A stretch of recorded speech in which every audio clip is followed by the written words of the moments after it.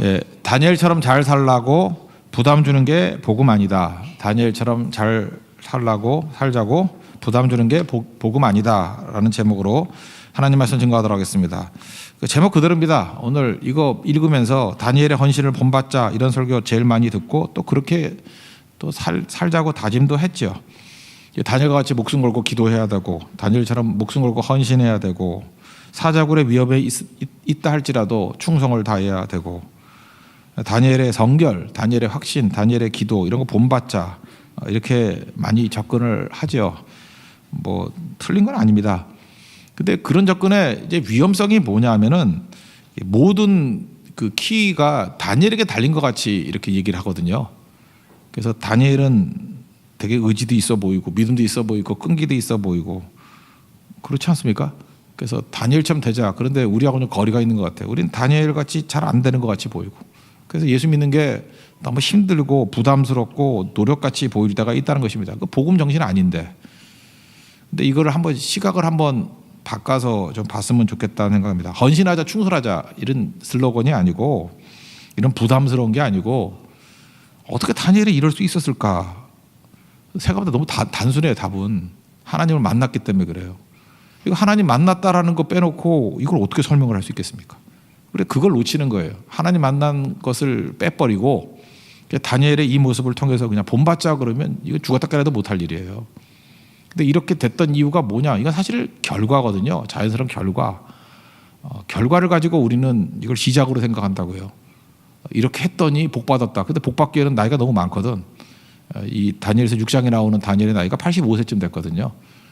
어떻게 산정하냐 하면은 다니엘이 끌려왔을 때가 15살 정도라고 생각을 하고 이렇게 바벨론이 망하고 메대 파사가 올라왔을 때가 70년 걸렸거든요.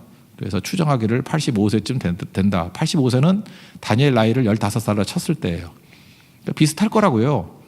근데 뭐 이렇게 충성해가지고 뭘 더 해먹겠다고. 그거 아니죠. 이거는 시작이 아니라 결과물이다라고 생각할 수 있죠.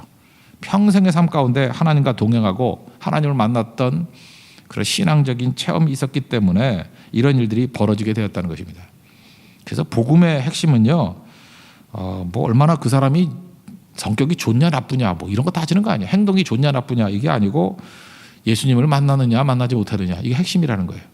우리 성도들도 마찬가지입니다. 뭐 하고 못하고 뭐 그런 거 아니에요. 뭐 성교 가고 안 가고 뭐 전교인 수련회 오고 안 오고 물론 안 오면 섭섭은 하지 이제 죽어야 되겠지만 그러나 뭐 그게 핵심이 아니고 이게 예수님 만나느냐 안 만나느냐 이게 중요한 거라고요. 그거 아니면 다 속고 있는 거예요.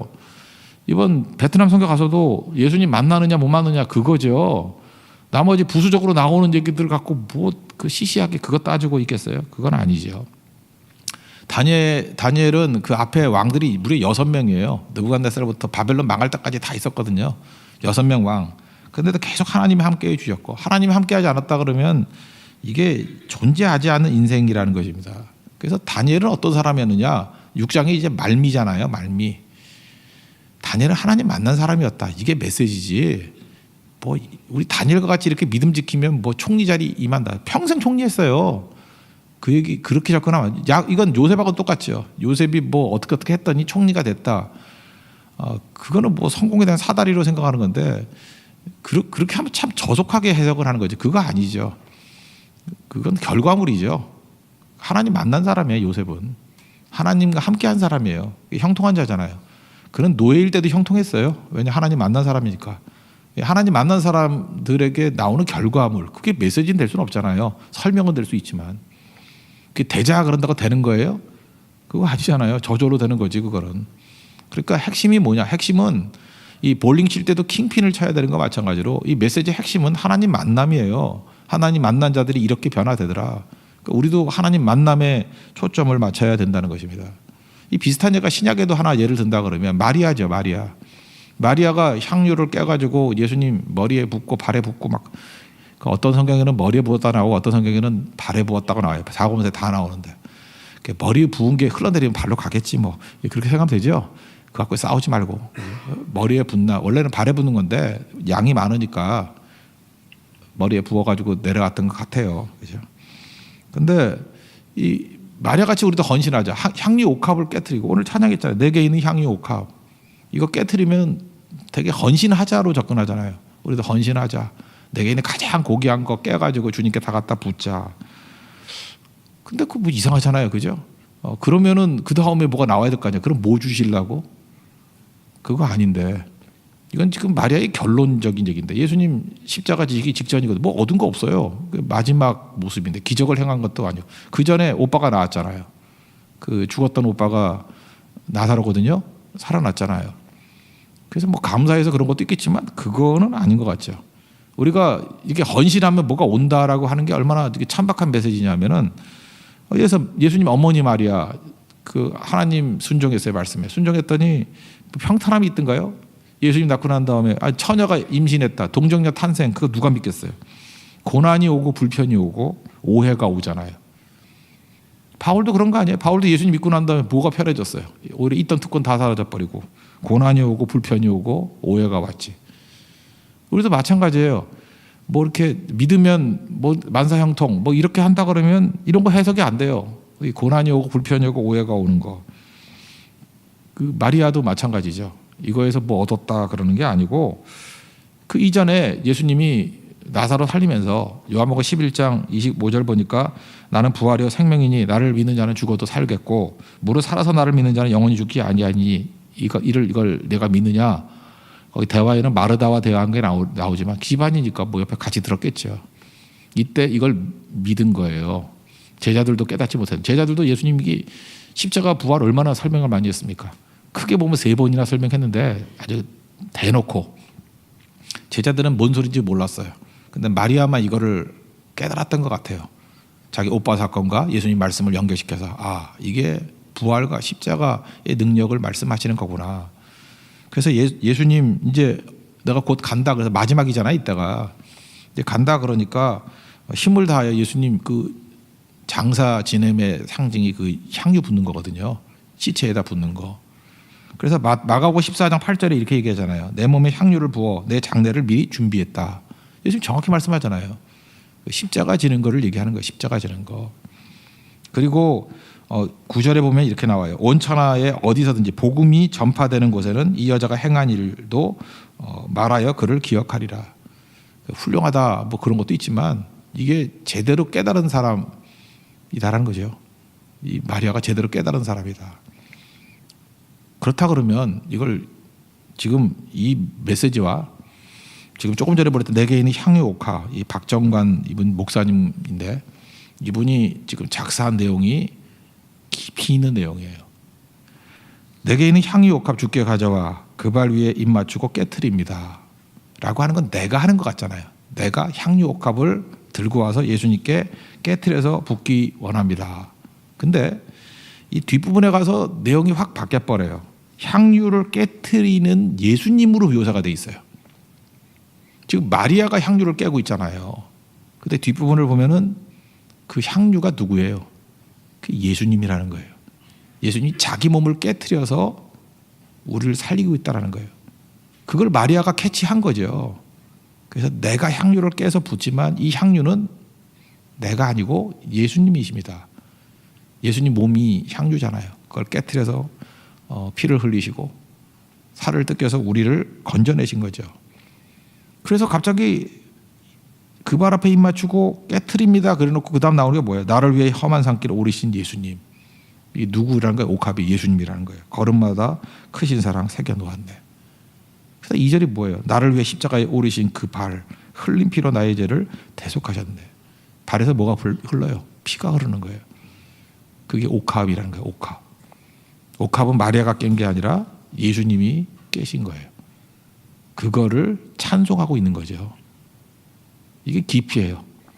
이게 그냥 부를 수 있는 찬양이 아니에요. 이게 굉장히 깊이 있는 찬양이라니까요. 그 옥합은 예수님이고 예수님이 자기 몸을 깨트리신 예수님이라는 거예요. 그렇다 그러면 그 예수님을 만난 마리아, 이게 헌신이라고 볼 수 있어요? 이건 찬송이죠. 그죠? 이건 마리아의 헌신이 아니에요. 옥합을 깨뜨리신 예수님을 만났을 때 나오는 자연스러운 모습이죠. 그래서 우리도 뭐 향유옥합 깨뜨리자 이렇게 나가면 안 되고요.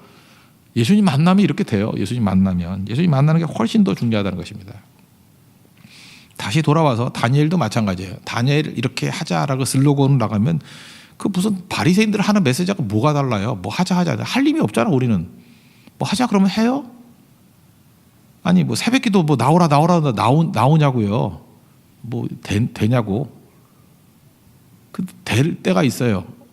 어느 순간인가 주님 만났을 때, 그죠? 주님 만나면은 나오지 말라고 말려도 나오죠. 붙들어 내놨던 나오죠. 그러니까 그건 뭐 나오고 안 나오고의 그 문제가 아니고 주님 만나면 돼요. 그리고 특별히 새벽기도는 주님 만나는 시간입니다. 주님 만나면 우리의 삶의 모든 것들이 다 변화가 된다라는 것입니다. 지금 이게 말년이거든요. 다니엘의 말년이니까 그가 얼마나 하나님을 깊이 만났는가. 하나님 만나면 이렇게 인생이 변화가 된다는 거예요. 오늘도 이 시간에 우리 예수님 만나는 시간 되기를 원합니다. 그죠? 마음을 열고 나를 위해서 본인이 향유 옥합되셔서 깨트리신 예수님, 그 보혈의 피를 만나면 뒤바뀌는 거죠. 다니엘은 소년 때부터 예수님 만났어요. 하나님 만났어요. 거기 다니엘서에는 특별히 그 구약에 나타나신 예수님이 많이 표현됐다 그랬죠. 그 불 속에 있을 때 인자 같은 이 네 번째 분. 그다음에 뜨인 돌. 이게 예수님 신약에 오면 돌로 묘사가 되잖아요. 그죠? 그분으로. 그다음에 7장에 보면 인자 같은 이, 그게 인자라는 단어가 처음 나와요. Son of Man이 처음 나오는데 이게 로버트 쿨맨 같은 사람이 얘기했다 그랬죠. 인자라고 표현된 예수님 모든 건 심판주로서의 예수님. 마지막 심판주로 예수님. 다니엘서는 예수님에 대해서 이렇게 설명이 막 큼직큼직한 신약적 주제가 세 군데 나와요. 크게. 그래서 굉장히 중요한 거라고요. 그러니까 다니엘 예수님 만난 사람이에요. 예수님 만나니까 이게 인생이 완전히 변화가 되더라는 것입니다. 나이하고는 관계없습니다. 지금 우리 외적인 걸 가지고 뭐 되니 안 되니 그러죠. 사실 젊은이들 전도 많이 해야 되는 것도 필요한 거지만 젊은이만 일한다 그거 그렇지 않아요. 아무리 젊어도 하나님의 영이 없는 사람들은 아무것도 아니고요. 아무리 나이가 들었다 할지라도 하나님의 영이 함께한다 그러면 나이와 관계없이 진짜 능력 있게 쓰임 받을 수 있죠. 뭐 나이 얘기하니까 나이 좀 얘기해 볼까요? 나이 들어서도 쓰임. 다니엘 뭐 특별히 그렇고 갈렙 85세. 그러니까 85세 때 다 뭐가 되는 것 같아. 이분도 85세, 갈렙도 85세. 우리 부모님도 3년 남았네 85세 되려면. 그죠? 이게 85세 이게 무서운 거예요. 85세. 토마스 에디슨은요 90세에도 막 발명하고 그랬대요. 제가 알기로는 추궁기인가 그 90세에 발명했던 거예요. 미켈란젤로 그 시스틴 성당 그 찬정화 그렸죠. 그때가 85세예요. 85세의 의미를 잊지 마시죠. 미켈란젤로 85세. 그 노인 무시하면 안 되죠. 존 웨슬리는 95세인가요? 95세인가? 90세인가? 그때 부흥회 했던 때 다 뒤집어 놨어요. 저도 진짜 무지하게 오래 남았네요. 그러면 그죠? 빌리 그레함 목사님 얼마 전에 소천하셨는데 95세에 책을 냈어요.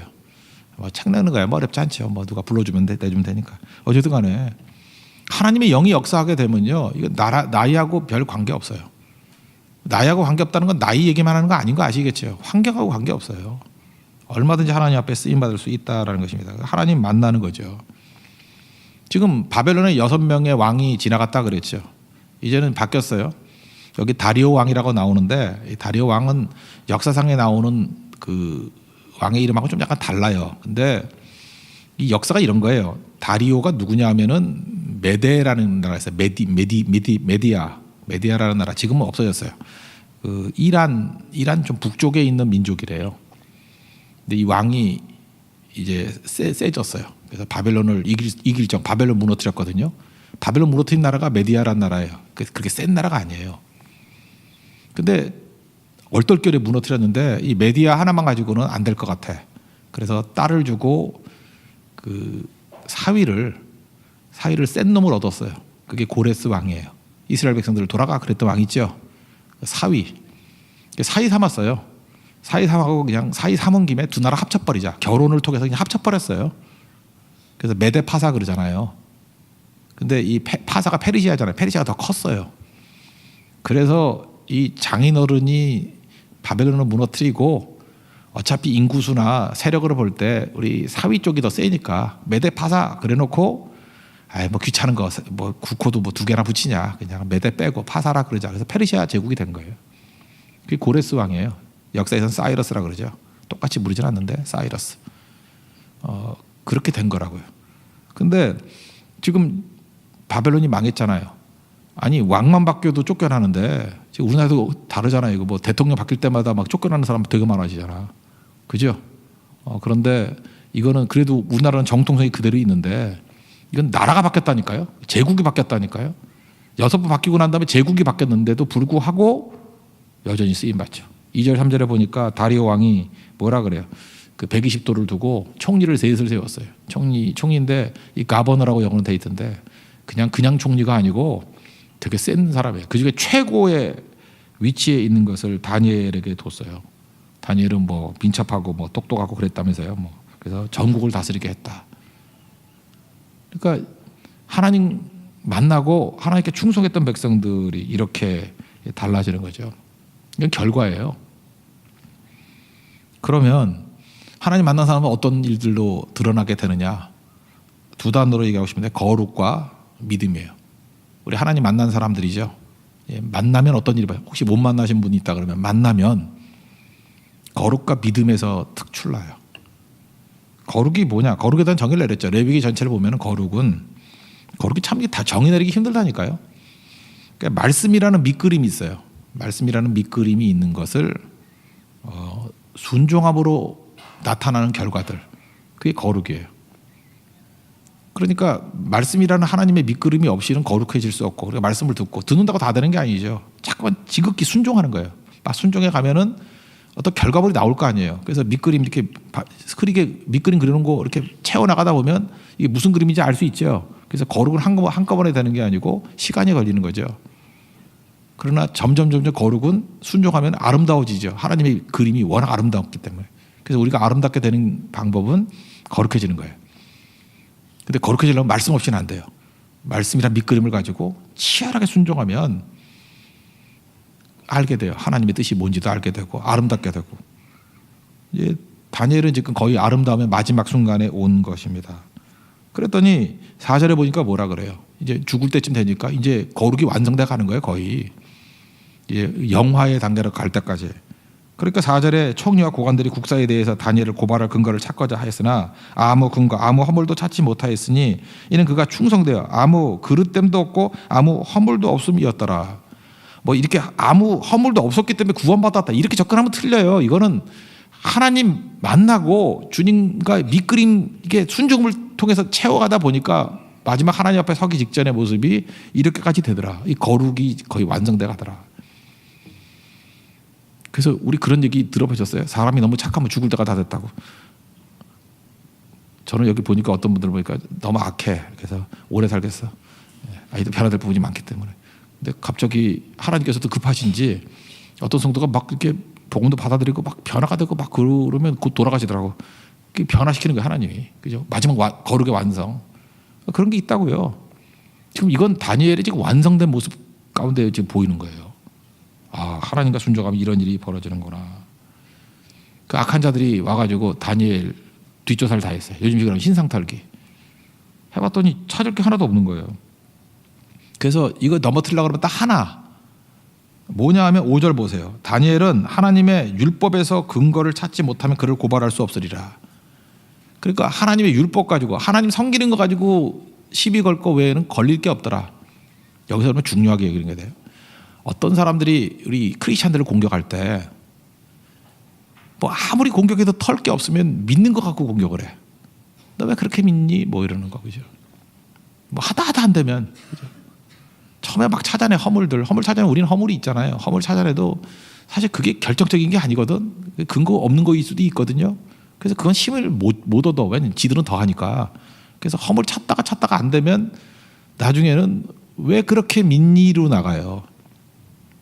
뭐 우리 같으면 왜 그렇게 예배 그러니, 뭐 왜 그렇게 성교 그러니, 뭐 이런 걸로. 그래서 마귀가 시비 거는 것이 믿는 바 때문에 시비를 건다 그러면 굉장히 거룩해진 교회예요.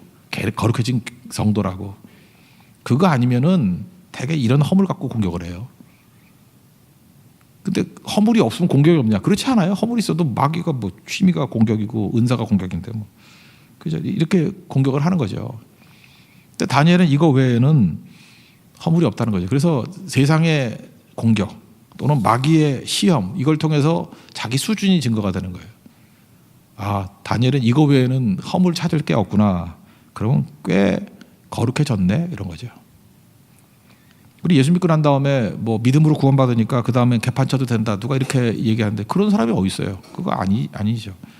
조금 전에 얘기했잖아요. 예수님께서도 산상수훈에서 말씀하시기를, 마태복음 5장 16절, 이같이 너희 빛이 사람 앞에 비치게 하여 그들로 너희 착한 행실을 보고 하늘에 계신 너희 아버지께 영광을 돌리게 하라. 우리가 하나님의 자녀들이잖아요. 믿으면 하나님의 자녀 된 거예요. 그죠? 믿는 자들에게 하나님의 자녀가 되는 권세를 주셨으니 그랬잖아요. 영접하는 자, 곧 그 이름을 믿는 자들 하나님의 자녀가 되는 권세를 주셨다. 우리 하나님 자녀가 됐거든요. 그러니까 이걸 착한 행실, 착하게 사는 걸 가지고 뭐 구원이니 아니니 이 문제는 아닌데, 우리 하나님의 자녀인데 우리 제일 기쁨이 뭐예요? 하나님께 영광 돌리는 인생 살고 싶지 않아요? 안 그렇습니까? 하나님께 영광이 되고 영광 우리 맨날 그 영광 좋아하잖아요. 근데 성경이 이러잖아요. 착한 행실을 보고 하나님께 영광이 된대요. 아니, 하나님 영광이 된다면 못할 게 뭐가 있어. 착한 행실이 영광이 된대요. 그럼 착하게 살아야죠. 하나님 영광 되는 게 우리 꿈인데, 우리 기쁨인데 착하게 살아야죠. 그래서 우리는 조심해서 살아야 됩니다. 함부로 말해도 안 되고요. 그죠? 착하게 살아야죠. 우리 정교수를 갔더니 뭐 선물을 이렇게 잔뜩 쌓아놨어. 뭐 음료수 쌓아놨고. 그 일반인들, 그 믿지 않는 사람들 모임들 가면 다 없어져 버려요. 수건 그 갖고 오면요. 지난번에 한번 그랬다 그러대. 목사님 사모님들이 300분이 오셨대요. 근데 수건을 500개 마련했는데 못 받아간 분이 50분이래. 그럴 때 우리가 느끼는 게 뭐지죠? 영광 아님을 느끼죠. 그게 무슨 영광이에요? 그죠? 300분이 오셨는데 혹시 모자랄까 봐 해가지고 280개밖에 없어지지 않고 200개 남았다. 만약에 20개가 남았다. 뭐 그러면은 참 이게 영광스러운 모임이네. 그렇게 느끼는 거 아니에요? 그거 하나 더 가져서 뭐 한다고? 이번 우리 정교수를 할 때는 그래도 질서도 있고 다 그렇죠. 뭐 마구잡이로 하는 것도 없고. 그래서 그런 거 못 느껴요. 우린 너무 당연하게 여기지만 굉장히 영광스럽지 않았어요? 일부러 막 놔뒀어. 내팽개 놔두니까 다 없어지지 않고, 또 하다못해 막 돈도 막 버렸는데, 어떤 사람이 돈도 7만 원 버렸는데 누가 7만 원 버렸어요 하고 찾아주잖아. 안 그래요? 그렇잖아요. 이게 지금 보통 사람들은 아무것도 아닌 것 같이 보일지 모르지만 그게 영광이에요. 영광. 영광스러운 인생이 돼야지. 영광스러운 인생. 착한 게 왜 나쁜 거예요? 착해야죠. 옛날에 뭐 성도들 뭣도 모르고 철없는 애들 막 떠들고 다녔잖아요. 막 남 얘기하고 욕하고. 그게 이제 자기한테는 속시원하니까. 근데 이제 그런 게 거의 사라졌죠. 그런 사람 몇 명 없잖아요. 그래도 혼내주고 그러지 말라 그러고. 누구 덕담만 나누잖아요. 그죠? 자기 속이는 악도 있는데 이제 그거 참잖아요. 그렇게 하면 안 된다는 걸 알기 때문에. 근데 하나님 자녀이기 때문에. 그게 착한 행실이에요. 그래서 영광스러워진다고. 그럼 그걸 통해 가지고 자기가 더 막가지 않고 그게 힘이 돼서 다시 치고 올라갈 수 있는 능력이 된다는 것입니다. 그게 교회예요. 김구 선생님이 그랬다 그러죠. 김구 선생님은 예수를 믿지는 않았던 것 같아요. 그죠? 뭐 믿었다는 증거는 없는데 뭐 기독교적인 성경은 읽었던 것 같아. 백범일지 같은 데 보면은 뭐 하나님 나라에 문지기 있는 것이 뭐 더 좋다 이런 걸, 나 조국에 문지기 되는 게 더 좋다 뭐 이런 것도 인용하는 거 보면은 성경을 모르는 것 같지는 않아요. 시편도 읽었고 다 읽었는데 그래 믿었다는 증거는 없는 것 같아요. 근데 김구 선생님이 이런 얘기를 했어요. 우리나라 조국을 위해서는 경찰서 하나 짓는 것보다 교회 하나 짓는 게 더 사회를 밝게 하는 일이다. 그때는 교회가 착한 행실이 있었던 거죠. 이 뭐 구원 얘기 하겠어요? 믿지 않는 분이? 근데 교회가 착한 행실에 대해서 이런 하나님께 영광 돌리는 일이 있었다고요. 우리에게도 이런 영광이 떠나지 않기를 원합니다. 그게 중요한 거죠. 그게 거룩이에요, 거룩. 거룩하자가 아니에요. 그 주님 만나면은 이렇게 안 되겠어요? 탕자가 허락막당하게 살다가 아버지께 돌아와서 그 은혜 무지 받잖아요. 그죠? 자기 품꾼에 하나 여겨달라고 그랬는데 막 송아지 잡고 잔치 벌이고 가락지 끼워주고 아들 대우해주고. 근데 막 살았을까? 그러지 않았을 것 같은데요. 그죠? 더 열심히 살고 더 충성하고 그게 사랑받는 아들의 모습 아니겠습니까? 예, 그러고 사는 거죠. 두 번째는 믿음이에요. 하나님 만나면요 이제 거룩해지고요. 또 하나가 믿음의 증거를 갖게 되는 거죠. 여기 보니까 그 대적들의 책략이 뭐였죠? 6절 9절까지 보니까 뭐 여러 가지 잔머리 굴리는데 7절 하반절 보니까 이런 게 나오죠. 이제부터 30일 동안에 누구든지 왕 외에 어떤 신에게나 사람에게 무엇을 구하면 사자굴에 던져놓기로 한 것이니라. 함정판 거죠. 그러니까 제한적이에요. 30일 동안만 이렇게 되죠. 30일 동안만. 그러면 그냥 우리 타협 잘하는 사람들은 뭐라 그래요? 그냥 30일만 기도 안 하면 되지. 여러분은 너무 쉽죠? 30일 동안 새벽 기도 안 나가면 되지. 그게 뭐 힘들어? 아, 이번에 안식월이야 뭐 이러면서, 그죠? 30일 동안 뭐 기도 안 하는 게 뭐 힘들어? 뭐 이렇게 쓸데없이 부딪힐 필요 없어. 30일만 안 가면 아무 문제 없는데 뭐가 문제가 되겠어요? 아니면 이럴 수 있죠. 뭐 몰래 기도하면 되지. 커튼 쳐라. 그리고 이불 뒤로 쓰고 기도하면 되지. 근데 이게 타협한다고 끝날 문제예요? 다니엘은 알고 있었어요. 이렇게 하면 또 한다는 걸. 마귀가 거기서 끝날 것 같습니까? 그죠? 자기 자신이 출세가 중요한 게 아니라서 다니엘은 하나님이 중요한 거죠. 하나님 만났기 때문에. 그래서 하나님 없이는 살 수 없다라는 거죠. 그래서 문 열어놓고 그냥 평소 하던 대로. 이게 믿음이죠. 하나님이 일하신다는 거고, 하나님이 보호해 주신다는 거고, 하나님을 철저히 신뢰하는 거죠. 최근에 뭐 남의 대통령이 욕하는 건가? 트럼프 대통령 측근들이 많이 떠나가잖아요. 그 옆에 측근 중에 자서전 써주고 했던 사람이 그런 얘기 하더라고요. 자기가 볼 때 트럼프 문제가 있다는 거예요. 저 대통령은 기준이 옳고 그름이 아니래요. 이기느냐 지느냐 그거밖에 없대. 뭐 진짜인지 아닌지 모르지만 옆에 있던 사람한테 그런 소리 듣는 거는 그렇게 훌륭한 분은 아니었던 것 같아요. 이분도 또 변화되겠죠. 또 우리가 모르는 장점도 있겠죠. 그러나 저 이 얘기 듣고 깜짝 놀랐어요. 저도 주변에 있는 사람들이 저 사람은 옳고 그름이 기준이 아니고 이기느냐 지느냐가 더 중요한 사람이야. 이건 진짜 무서운 얘기죠. 그래서 제가 이분 생각보다도 나는 이런 평가받지 말아야지 그런 생각을 더 많이 했어요. 다니엘은 적어도 이기고 지느냐에 관심 있는 건 아니죠. 하나님 앞에서 올바른 것인가 아닌가. 그게 훨씬 더 중요한 거죠. 우리 믿음을 가져야 됩니다. 내가 하는 게 아니에요. 하나님이 하시는 거예요. 그죠? 내가 순종하면 되고 일은 하나님이 하시는 거죠. 뒤에 기도도 나오잖아요. When you pray, 우리가 기도할 때 God works, 하나님이 일하시는 거죠. 하나님이 일하신다는 거 믿지 않으면 이거 따라갈 수가 없는 거죠. 우리 되게 믿음이 없어요. 하나님 만나면요 믿음이 굳건해져요. 주님 만나면 믿음이 굳건해진다. 믿음 없이 무슨 일을 할 수 있겠어요. 어떤 사역자 이야기인데 청년 사역자 제가 이야기를 이렇게 들었어요. 무슨 수련회 중고등부 청소년들 데리고 이렇게 수련회 가잖아요. 그래서 주제가 비전이었대. 비전 수련회를 가졌답니다.